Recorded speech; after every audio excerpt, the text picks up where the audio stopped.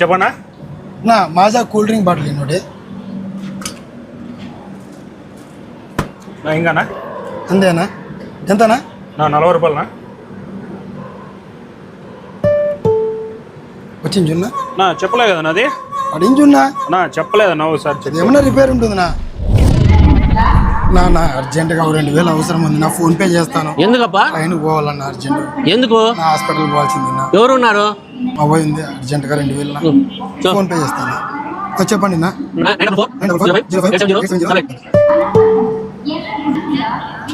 సరే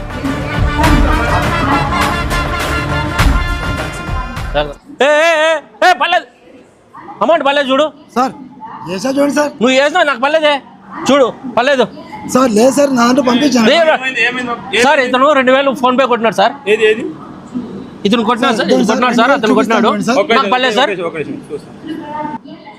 సార్ ఇతను కొట్టినాడు అంటున్నాడు సార్ నాకు పర్లేదు సార్ ఫోన్ ఇది నాదే సార్ ఇది నకిలీ ఫోన్పే మాడ్యూల్ యాప్ ద్వారా చేసిన ట్రాన్సాక్షన్ ఇది ఫేక్. ఇది ప్రస్తుత సమాజంలో ఈ నకిలీ ఫోన్పే మాడ్యూల్ యాప్ ద్వారా ప్రజలు అప్రమత్తంగా ఉండాలి. చిరు వ్యాపారస్తులు లేదా దుకాణదారులు చేసే లావాదేవీల్లో ఎవరైనా వ్యక్తి మీ దగ్గరకు వచ్చి ఫోన్పే స్కాన్ ద్వారా మీకు అమౌంట్ జమ చేసినట్లు ఇట్లా చూపించినప్పుడు మీ రిసీవర్ స్పీకర్ ద్వారా మీకు వాయిస్ అమౌంట్ రిసీవ్ అని వస్తేనే అది నమ్మండి. లేదా ఇలాంటి ఒకే అతని ఫోన్లో ట్రాన్సాక్షన్ సక్సెస్ఫుల్ అని చెప్పి చూపించినంత మాత్రాన అది మీకు అమౌంట్ జమ కానట్లే. ఈ మోసాల నుంచి మీరు జాగ్రత్తగా ఉండండి.